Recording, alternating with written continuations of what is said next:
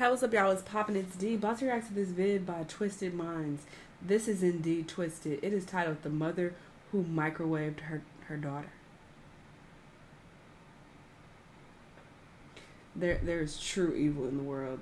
This is sad. Let's see what happens. Let's watch. The first time we come into this world, we come as tiny, defenseless little beings. At such a vulnerable stage, many of us can give thanks to our mothers for protecting us. One certainly wouldn't expect that the person who is supposed to provide us with love and care would become the antagonist in our lives. Such was the unfortunate case with Paris Talley, who was only 28 days old when her mother ended her life in such a bizarre and horrific way.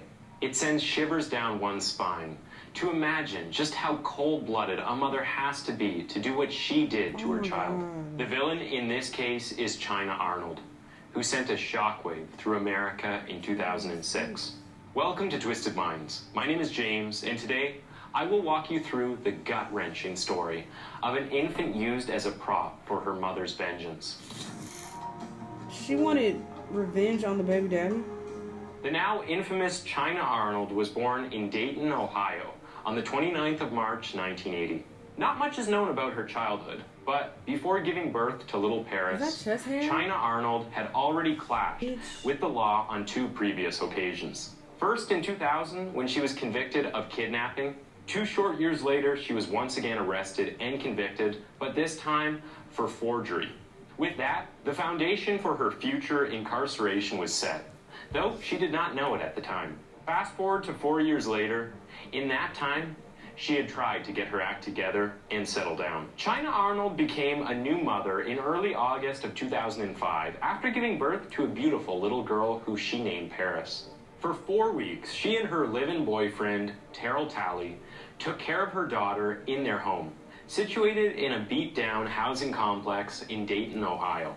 28 days later, on the 29th of August 2005, the couple were exhausted from taking care of 3 sons and a newborn child. Terrell Talley convinced his sister to babysit the 4 kids, while he and his girlfriend went to the local park to spend quality time over a bottle of Bacardi 151. Things were going quite well, and the two of them talked about everything and nothing. The couple continued to take glass after glass from the bottle until the alcohol kicked in and they both became very intoxicated.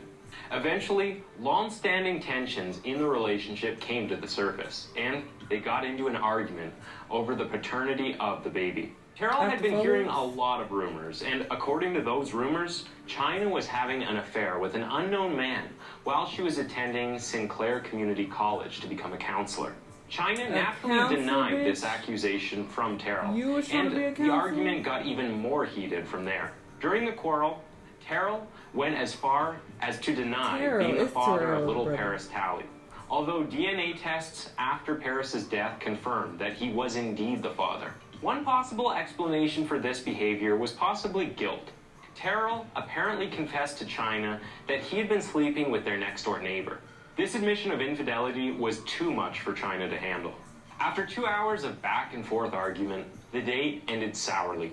They decided to return home, where the argument fired up again. Later on, in his testimony, Terrell testified that he had slapped China in the parking lot and pushed her to the ground. He claimed that he had only done this as retaliation because she bit him on the lip. Being too angry to stay in the house, he went to an apartment called The Spot, which he sold drugs from. After calming down from the exchange, he decided to go back home after a night of selling. Upon getting home, everything seemed calm. He found China passed out on a couch, presumably from the alcohol. He claimed that he also saw his infant daughter asleep in a car seat, right next to the couch China was sleeping on. Seeing that all was well, at least according to his view, he decided to go to sleep. When he woke up the next morning, he was shocked to see that his daughter Paris was as cold as ice and stiff. There were multiple mysterious burn marks on her body, which set him into a fit of panic. Immediately, he woke China up and they rushed Paris to the Children's Medical Center. On getting there, the doctors did all they could to try and save the infant, but it was no use. Paris Talley was already dead. China Arnold was arrested initially, but the police had to release her due to a lack of evidence. This was not the end of it, though. Only weeks later, the gruesome truth behind the mysterious incident would be uncovered. is an all-time.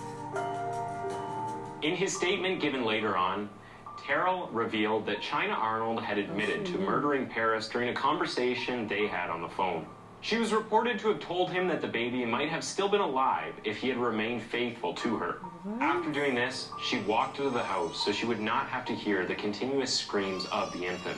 According to medical experts who analyzed the incident, Paris must have died almost immediately after the temperature in the microwave rose as high as 108 degrees Fahrenheit.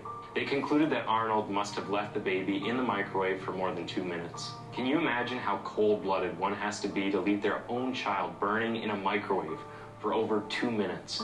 Paris was said to have died because her internal temperatures rose too high to sustain life. As the shocked medical examiner, Dr. Marcella Fierro, would later say, she was cooked alive. China Arnold was arrested again and charged with aggravated murder in light of this revelation. She was locked up in the Montgomery County Jail while she wawaited trial. During this time, she met and developed a romantic relationship with Linda Williams, who was her cellmate. In the time they spent together, Linda Williams managed to gain China's trust. Eventually, Arnold confided in her about what had occurred the day her daughter died. For the second time, China Arnold admitted that she had intentionally placed Paris in the microwave because her boyfriend had questioned the paternity of the baby. Linda Williams did the right thing and testified in court to what Arnold had told her. This crucial bit of evidence was necessary in moving the case forward. Period, Linda. Soon after Arnold's first trial began, Talley told the Dayton Daily News that his son told him that he took the baby's lifeless body from the microwave after a neighbor's youngster had put it in there. The accusation later resulted in a mistrial. The prosecution demonstrated during the second trial that Terrell Talley's son was not even in the vicinity on August 29, 2005, and thus could not have observed the baby's murder. To put it another way, everything the little child said in trial number 1 was completely false. The first hearing was declared a mistrial when new witnesses came forward. During this trial, Arnold's cellmate said in court that China admitted to putting her kid in the microwave and turning it on because she was frightened that her boyfriend would leave her if he realized that the baby was not his. So, if the cellmate was telling the truth, China Arnold must have reasoned that Terrell Talley would forgive her for killing their child, but not for cheating on him. Unbelievable. A pathologist was asked to analyze the burns on young Paris. The pathologist declared that the burns do in fact match another Virginia infant boy who was also killed in a microwave oven. In this trial, China, who was 28 at the time, faced the charge of aggravated murder of her daughter Paris Talley in 2005. If things went differently, she could have been potentially given the death penalty. During Arnold's trial in Dayton, Dr. Marcella Fierro testified that the burn patterns were little different from those discovered in the Virginia case, and that the girl must have died after being burned in a microwave oven for more than 2 minutes. I'd say several minutes, given the degree of burning, Fierro said. Fierro stated that she evaluated the baby boy in 1999 while working at the Virginia Chief Medical Examiner's office and discovered that he had burns on his lower limbs as a result of the microwave's heating element being on the side closest to his legs. Talley's burns, she claimed, were on the front of her chest, limbs, and face because the microwave's heating element was on top. According to Fierro, Paris died as a result of overheating rather than burns. On the same day, an emergency department physician named Dr. William Matre at the Children's Medical Center testified that he was amazed China Arnold didn't realize the baby had been burned.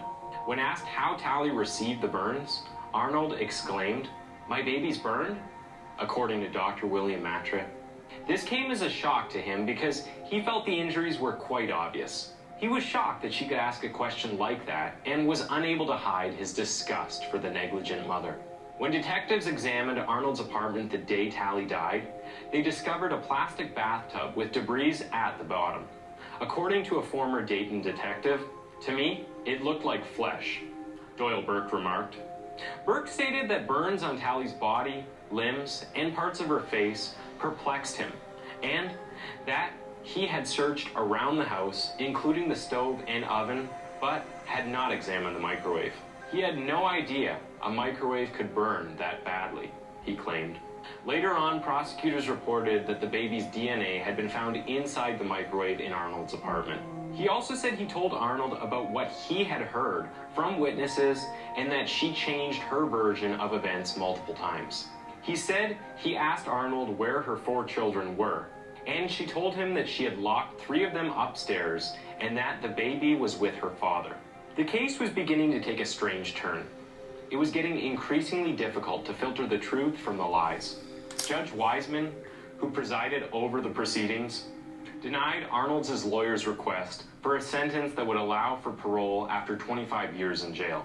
Arnold was not there in court to hear her sentencing, but watched the proceedings through a video link from a side room. The defense team had claimed that there was proof that someone else was responsible for Paris Talley's death and that the cellmate had modified her narrative. Arnold's attorneys were now requesting a 3rd trial. This is ridiculous. On November 5th, 2010, the 2nd District Court of Appeals overturned Arnold's conviction, citing prosecutorial misconduct and the court's error in not allowing crucial witnesses to testify in Arnold's defense. On that day, defense attorney John Paul Rion said that he was overjoyed with the decision and that he knew from the first day that Arnold was innocent. "I was really happy," Arnold's mother, Gloria Scott, remarked during a press conference. "It was completely unbelievable. Once again, China had a chance to defend her so-called innocence." According to the prosecution, the defense counsel were well familiar with the witness, having represented her in an unrelated criminal matter, while the aggravated murder allegations against the defendant were pending. The state filed an application asking the Court of Appeals to review its judgment, citing evidence in the record demonstrating that the defense had more than adequate time to prepare for the examination of this witness and that the prisoner received a fair trial. It also did not help that Linda Williams recanted her testimony, and it was beginning to look like China might get off scot-free. So, with Montgomery County Common Pleas Judge Mary Wiseman presiding, China Arnold went on trial for the 3rd and presumably final time in May 2011. Defense counsel John Paul Rion contended that the evidence pointed just as much to Terrell Talley as it did to the child's mother, who he claimed was inebriated at the time. China Arnold had told authorities that Paris woke her up at around 2:30 a.m. and that she was alone with the exception of the children sleeping upstairs. The prosecution informed the jury that there was no evidence of a break-in. The trial extended for quite a while, but after all that time, China, the murderous mother Arnold, was finally found guilty of aggravated murder by the jury. The sentencing phase was postponed to allow for a mental health examination of the murderer. China Arnold was confirmed to have an average IQ and no severe mental disorder by the 2 psychologists. She did, however, according to Dr. Jeffrey Smalden, suffer a low-grade chronic depression disorder as well as an alcohol and drug usage. He stated that he discovered nothing that would have justified the killing of this child. According to defense counsel Kevin Lennon, death or life in prison would be harsh penalties, as death should be reserved for the worst criminals. He presented proof indicating Arnold was intoxicated at the time of the baby's death, as if inebriation could be able to justify a mother murdering her 28-day-old infant. Nothing in the world can explain such a gruesome crime, least of all a night out with a bottle of Bacardi. It is a mother's duty to protect her child, and on this count, China failed in every way possible. Assistant Prosecutor Dan Brandt told the jury that the killer's actions were even more intentional than a homicide with a gun or knife, since she had to cram the infant into the microwave, close the door, press the buttons, and wait for 2 minutes to take baby Paris out. Let us not forget that China waited until the next day to take her daughter to the hospital, when the poor little girl was already long dead. One cannot imagine the extent of pain and torment that child endured before passing away. China Arnold was sentenced to life in prison without the possibility of release on May 20th, 2011. She and her lawyers are anticipated to file an appeal. Without a doubt, China Arnold really had nothing else to do for the next few decades. In 2013, she refiled for another trial, but nothing came out of this effort. Hopefully, this Let's killer stay on stays the locked away for a long, long time. Forever. We can be thankful to the judicial system for putting away cold-blooded murderers like these. Thanks for tuning in to Twist. This is so fucking evil. Like, I reacted to quite a few evil stories on this channel, but this is like among the most evil.